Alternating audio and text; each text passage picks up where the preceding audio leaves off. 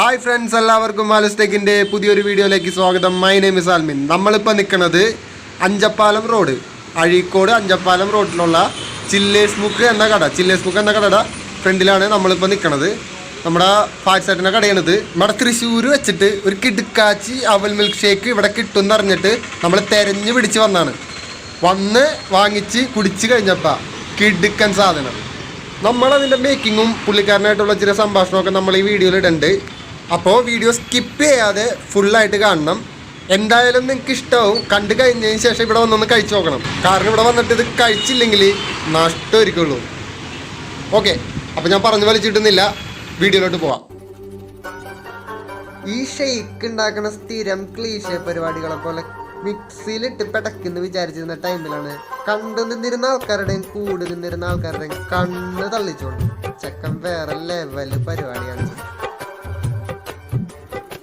Mixie ഇല്ലാഞ്ഞിട്ടല്ല, പക്ഷെ മിക്സിയിലിട്ട് അടിച്ചാല് ഷേക്കിന്റെ taste തന്നെ മാറിപ്പോകുന്നാണ് ഗഡിയുടെ വാദം.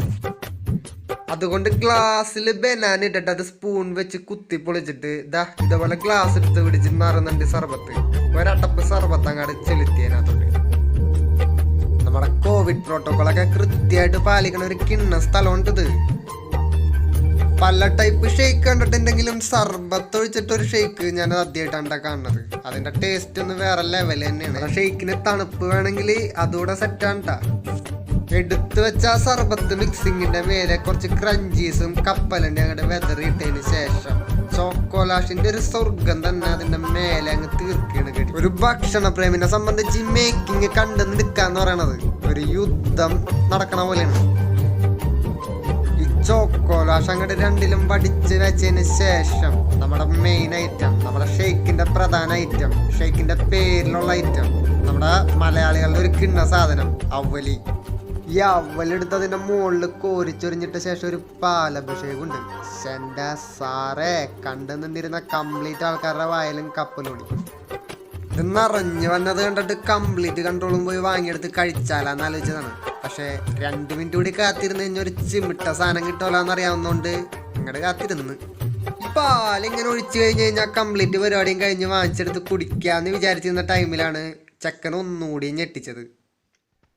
അതിന്റെ മീതെ ചോക്കോലാഷിട്ട് ഒന്നും കൂടി റൗണ്ട് ചെയ്തെടുത്ത ശേഷം നേരെ ഒരു പാത്രത്തിലോട്ടിട്ട് തട്ടുകടയിൽ ഓംലെറ്റ് അടിക്കണ പോലെ ഒരു അടിയാണ്.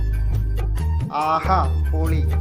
ഈ ഒരു അടിച്ചമർത്തലുകൾക്ക് ശേഷം ഈ മുതലിനെ ഒരു ഗ്ലാസ്സിൽ ഇതേപോലെ ചോക്കോലാഷ് കൊണ്ട് അങ്ങോട്ട് റോൾ ചെയ്തിട്ട് അതിനകത്തോട്ട് ഈ സാധനം പകർത്തി നമ്മുടെ കയ്യിലോട്ട് കിട്ടിയപ്പോ നമ്മുടെ ഈ തട്ടത്തി മറിയത്ത് സിനിമയിൽ നിവിമ്പോള് പറയണ പോലെ 10-12 ദിവസം പട്ടിണി കിട്ട പട്ടിയുടെ മുമ്പിൽ ബിരിയാണി വെച്ച അവസ്ഥ.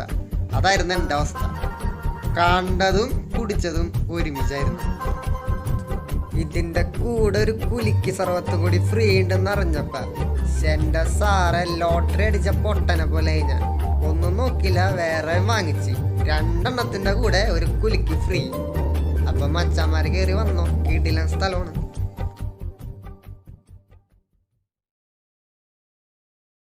ഫ്രണ്ട്സ്, നമ്മൾ നമ്മുടെ അവിൽ മിൽക്ക് ടേസ്റ്റ് ചെയ്യാൻ പോവാണ്. ഓക്കെ,